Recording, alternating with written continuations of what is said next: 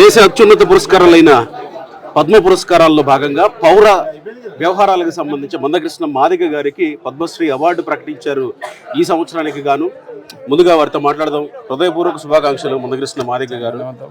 నాకు తెలిసి అగ్రవర్ణాలు పేరు వెనకాల కులం పేరును చేర్చుకొని చరిత్ర పుటల్లో పౌర పురస్కారాలు లేదా ఇలాంటి భారతదేశ అత్యున్నత పురస్కారాలు తీసుకున్న వాళ్ళు ఉన్నారు. నాకు తెలిసి అనగారిన అంటరాని కులాల నుంచి పేరు వెనకాల చేర్చుకొని చరిత్ర పుటల్లో ఒక మాదిగ కులానికి స్థానం సంపాదించింది మాత్రం మీరే.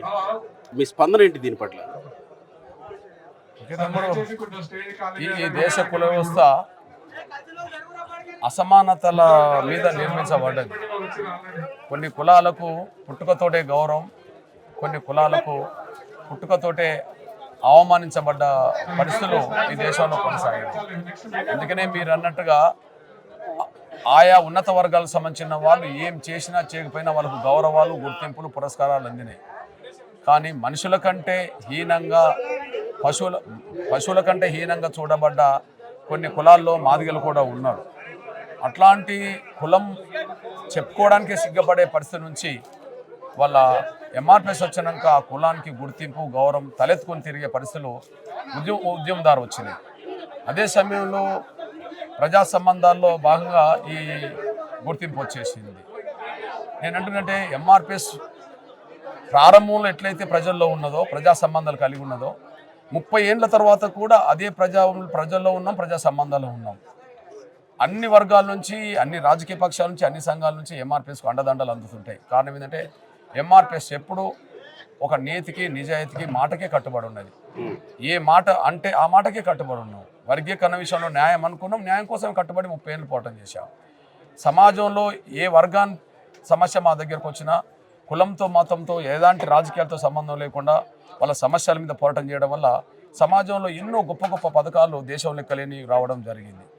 ప్రజా సంబంధాలను మానవ సంబంధాలుగా, చాలామంది ఆర్థిక సంబంధాలే మానవ సంబంధాలు అంటారు. కానీ ప్రజా సంబంధాలు అనేది ఆర్థిక సంబంధాలతో కాకుండా, కులమత రాజకీయాలతో కాకుండా, ప్రేమతో, సమస్యలు ఉన్నప్పుడు వాళ్ళ వైపు నిలబడే ఆలోచనతో కనుక ఉండగలిగితే ప్రజా సంబంధాలు అనునిత్యం బలపడతాయి అనడానికి సాక్ష్యం ఎంఆర్పిఎస్ 30 ఏళ్ళు ఒక ఉద్యమంలో నిలబడమే. దశల వారీగా సమాజం మద్దతు, సమాజం అండదండలు, సమాజ ప్రేమ పొందుతూ ముందుకెళ్ళిందే కానీ ఎప్పుడు కూడా ఆ విషయంలో వెనుక తగ్గలే. ఈ అవార్డు ప్రత్యేకంగా మీకు ప్రకటించడంలో వికలాంగుల కోసం, వితంతువుల కోసం, ముసలి వాళ్ళ కోసం, అన్ని వర్గాల సమస్యల కోసం మీరు గొంతెత్తినవారు. ఈ అంశాలన్నీ ముడిపడి ఉన్నాయని అనుకోవచ్చు. 100% నిజమే కదా. ఇప్పుడు ఎంఆర్పిఎస్ లక్ష్యం వర్గీకరణే కావచ్చు, కానీ ఆ వర్గీకరణ మీద 30 ఏళ్ళు నిలబడ్డారు ఉద్యమం అనేది గౌరవ ప్రధానమంత్రి దృష్టిలో బలంగా ఉన్న అంశం.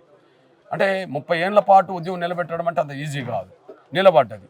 సేమ్ టైం మాదిగల ఉద్యమం మానవ కోణంలో, మానవత్వ కోణంలో కొనసాగింది. అందుకని మాదిగ హక్కులు, మానవ హక్కులు అనేవాళ్ళం.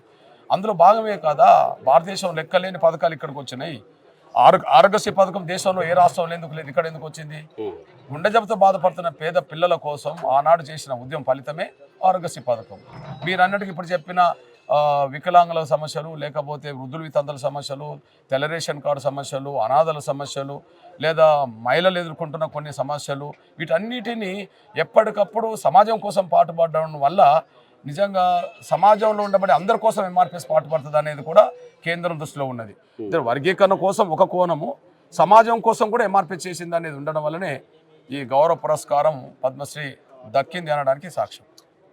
డాక్టర్ బిఆర్ అంబేద్కర్ రిజర్వేషన్లు జాతికి అందించి భారతరత్న అయ్యారు. మీరు సుప్రీంకోర్టు తీర్పు వచ్చిన మరుసటి క్షణమే బయటకు వచ్చి మాట్లాడుతూ రిజర్వేషన్ల అమలులో, రిజర్వేషన్ల చరిత్రలో ఇది మరో మైలురాయి. రిజర్వేషన్లు ఇప్పటి వరకు దక్కని కులాలకి అందబోతున్నాయి, మరో మైలురాయి అని అన్నారు. ఇది ఖచ్చితంగా మీ పేరునే లిఖించబడుతుందేమో కదా? అంటే ఇప్పుడు కొన్ని చారిత్రక సందర్భాలు ఏర్పడ్డప్పుడు కొన్ని అంశాలు ముందుకు వస్తుంటాయి. ఇప్పుడు అసలే అవకాశాలు లేని రోజుల్లో డాక్టర్ బాబాసాహెబ్ అంబేద్కర్ దళిత వర్గాలను కూడగట్టి ఒక ఎజెండాతో పనిచేసి ఈ దళిత వర్గాలకు, గిరిజన వర్గాలకు, పేద వర్గాలకు రిజర్వేషన్ల పేరుతో, ఇతరత్ర పేరుతో కొన్ని పథకాలు సాధించాడు. సరే, ఆ మహనీయుడికి అది అది అది దక్కింది. ఇప్పుడు ఈనాటి అవసరం ఏంటిది, ఈనాటి సందర్భం ఏంటిది?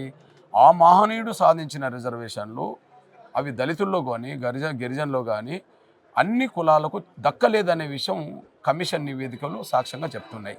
అంటే డాక్టర్ బాబాసాహెబ్ అంబేద్కర్ సాధించిన రిజర్వేషన్ ఫలాలు అందరికీ దక్కలేదన్నప్పుడు మరి ఆయన ఆశించిన ఆశయం నెరవేరనట్టే కదా. ఆశించిన ఆశయం నెరవేరాలంటే ఎవరికి దక్కలేదో ఆ దక్కని వర్గాలకు ఇప్పుడు అందించడం ఆయన ఆశయంలో భాగం అవుతుంది.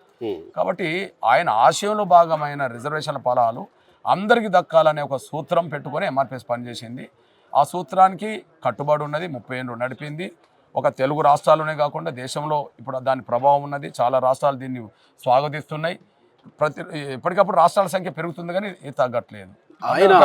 కాబట్టి నేను అంటున్నది ఏంటంటే ఈనాడు అవసరం రీత్యా, ఈనాడు సందర్భం రీత్యా మన పాత్ర మనం పోషించాము.